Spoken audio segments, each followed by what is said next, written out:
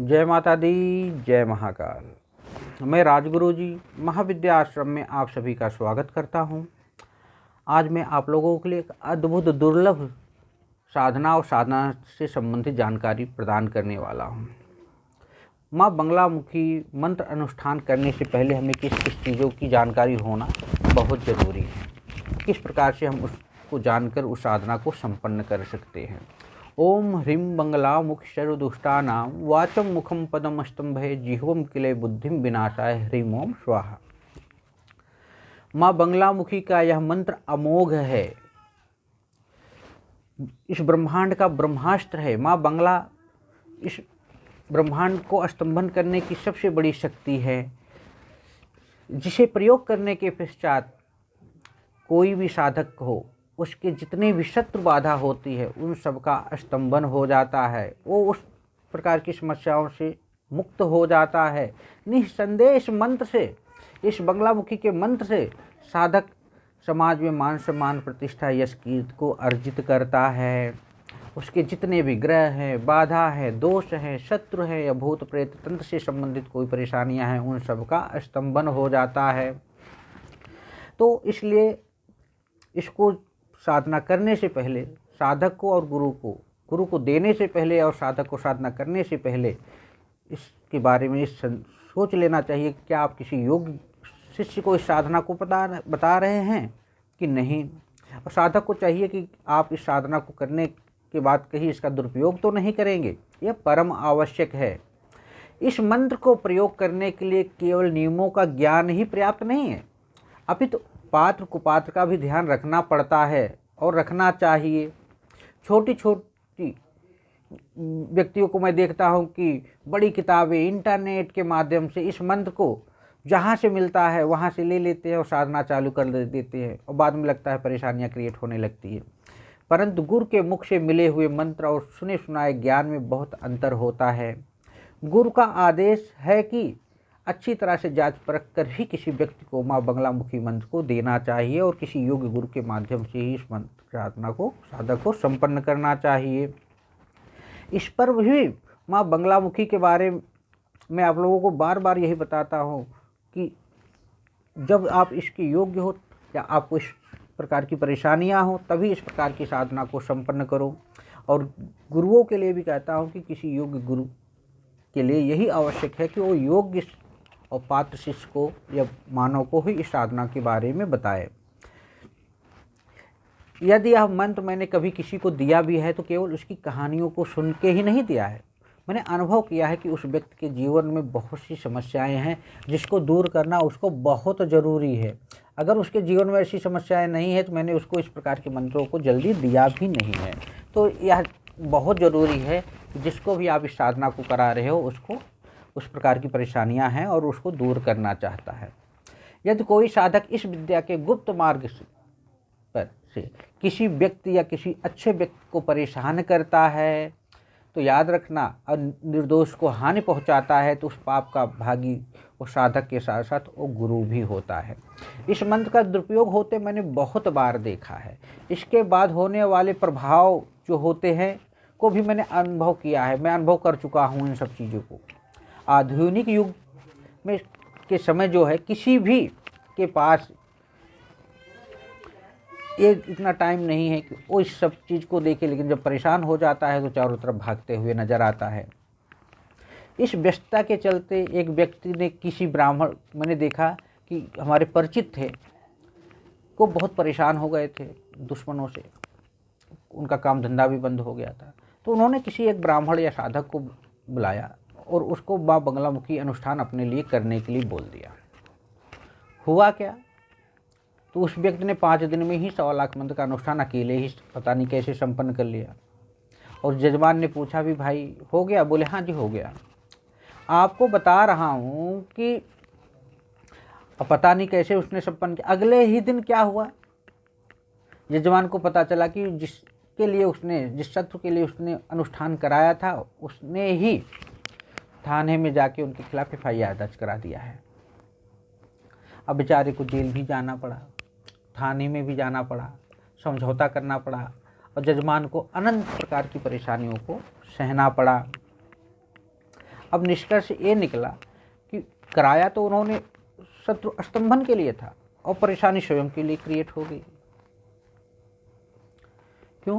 क्योंकि आप लोग जानते हैं कि एक आदमी 1.25 लाख का अनुष्ठान कैसे कर सकता है। मैं कहता हूँ 5 आदमी भी मिलके भी 5 दिन में 1.25 लाख का माँ बंगलामुखी के अनुष्ठान को संपन्न नहीं कर सकते, तो उसने कैसे कर दिया। आजकल जजमान से आजकल के जो टुटपुजिए साधक निकले हुए हैं वो भी झूठ बोलते हैं। वो भूल जाते हैं कि जो आप तो झूठ बोल रहे हो, आपने उससे पैसे भी लिए, दक्षिणा भी ली, सब कुछ लिया, लेकिन उसके पाप के भागीदार आप भी हो रहे हो। वो तो हो रहा है, वो बेचारा तो जानबूझ के पता ही नहीं था कि आप क्या कर रहे हो क्या नहीं कर रहे हो, आपने कहा उसने कर दिया। तो सबसे बड़ी बात है कि इस तरह समझौता हो जाने की जगह हर तरह बेचारे जजमान को मुक्ति खानी पड़ रही थी। इसमें माँ बंगलामुखी का कोई दोष नहीं है। क्या कोई एक व्यक्ति 5 दिन में बंगलामुखी मंत्रों का 1.25 लाख का अनुष्ठान कर सकता है? मुझे स्वयं इस मंत्र को एक माला करने में 10 मिनट का टाइम लगता है। हाँ, यदि मैं 1 घंटा इस मंत्र का जाप करता हूँ तो 108 बार, तो कितना कर पाऊँगा? ज़्यादा से ज़्यादा करूँगा 600 साढ़े 600। और इस हिसाब से अगर 2 घंटे आप करते हो तो 1200 के करीब मंत्र का जाप करोगे। हाँ, तो आप ये देख लीजिए कि कितना आप मंत्र का जाप कर सकते हैं 2 घंटे, 5 घंटे, 6 घंटे, 7 घंटे में। तो रीज़न क्या है कि अब ये प्रश्न उठ रहा है कि कितने मंत्रों को जाप करके या कितने दिनों का अनुष्ठान करके कितने साधकों के माध्यम से इसे आप 1.25 लाख मंत्र का अनुष्ठान संपन्न करा सकते हैं। यह उस साधक ने, जो ब्राह्मण ने झूठ बोला, उसके कारण ही जजमान का पैसा भी गया और जजमान को जेल में भी जाना पड़ा। तो इसलिए जो जजमान माँ बंगलामुखी अनुष्ठान किसी व्यक्ति से कराता है या साधक से कराता है, उसे पता कर लेना चाहिए 2-4 साधकों से, अच्छे योग्य व्यक्तियों से मिलकर कि माँ बंगलामुखी का 1.25 लाख, 36,000 या 51,000, 56,000, 11,000 का अनुष्ठान कितने दिन में होता है। जब आप अनुष्ठान कराते भी हैं तो उसके साथ माँ बंगलामुखी के मूल मंत्र का ही जाप नहीं होता। माँ बंगलामुखी के मूल मंत्र के साथ ही साथ जब आप उस प्रकार की साधनाओं को संपन्न करते हैं तो उसके साथ साथ होता है उनके हरिद्रा गणपति का, उनकी बिडालनी अक्षड़ी का, उनके महाकाल मृत्युंजय भैरव का, उनकी योगिनी के भी मंत्र का जाप करना पड़ता है। नवग्रहों का होता है, पितरों का होता है। हाँ, हर प्रकार के जो मंत्रों का जाप करना होता है सबका करना पड़ता है ना। पूजन भी होता है,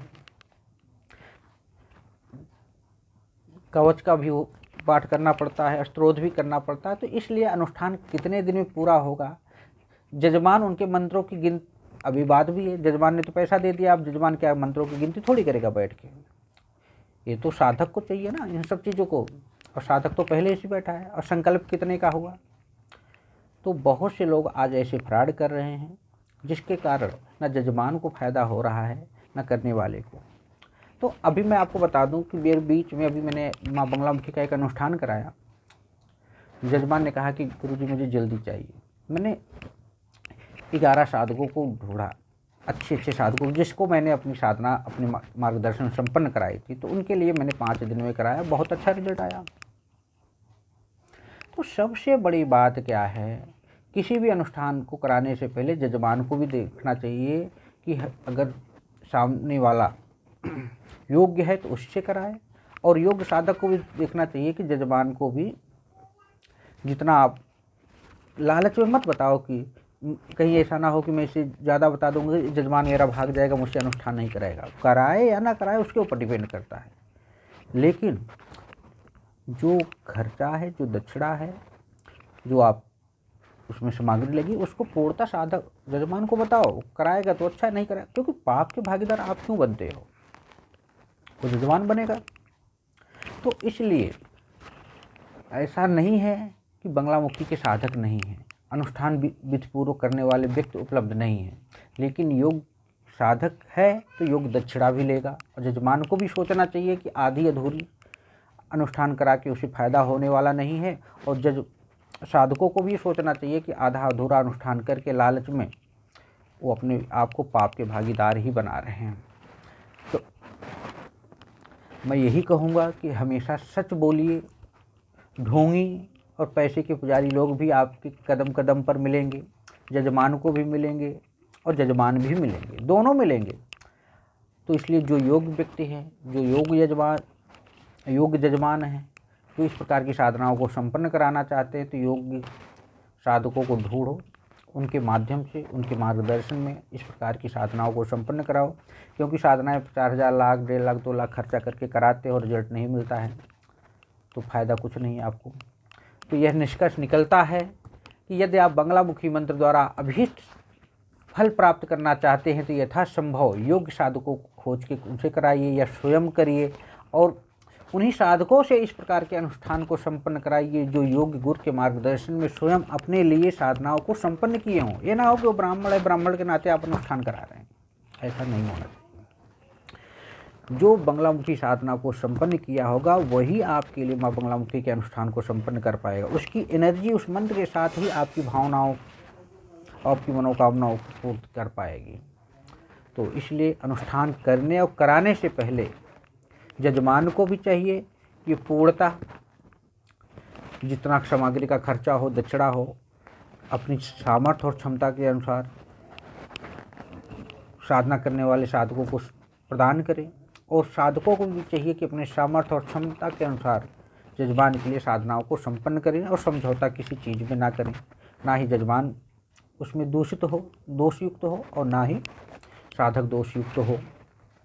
तो मैं यही कहूँगा कि आप लोग शक्ति माँ पीताम्बरा अद्भुत साधना प्रयोग है। बहुत किस्मत वाले होते हैं जो माँ पीताम्बरा की साधना करते हैं, कराते हैं मान सम्मान प्रतिष्ठा यश कीर्ति के लिए। तो आप लोग को लिए आज मेरा यही था। नवरात्रि आने वाली है, जो भी साधक माँ पीताम्बरा या नावड़ साधना प्रयोग करना चाहते हैं वो हमसे संपर्क कर सकते हैं, हमारे महाविद्या आश्रम से संपर्क कर सकते हैं। हमने बार बार यही कहा कि जो भी संस्था, जो भी मानव महाविद्या का पाठ या हवन, तांत्रोक्त हवन या महाविद्याओं से संबंधित हवन, बंगला, काली, तारा, चिन्मस्ती या भैरव से संबंधित तांत्रोक्त हवन कराना चाहते हैं, निःशुल्क महाविद्या आश्रम से हमसे संपर्क कर सकते हैं। हाँ, आने जाने की दक्षिणा जो खर्च लगेगा वो आपको वहन करना पड़ेगा और सामग्री का खर्चा आपका होगा। तो इसी तरह आप लोग हमारे महाविद्या आश्रम चैनल को लाइक करें, शेयर करें, सब्सक्राइब करें। और बंगलामुखी कवच हमारे यहाँ निर्माण किया जा रहा है नवरात्रि के माध्यम से। जो प्राप्त करना चाहते हैं वो अपना नाम, माता पिता का नाम, गोत्र मैसेज करके 551 रुपये की दक्षिणा की स्लिप गूगल पे, पेटीएम पे भेज के उसकी रसीद भेज दीजिए, तो हम आपके लिए माँ बंगलामुखी कवच का निर्माण करा सकते हैं। जय माता दी, जय महाकाल।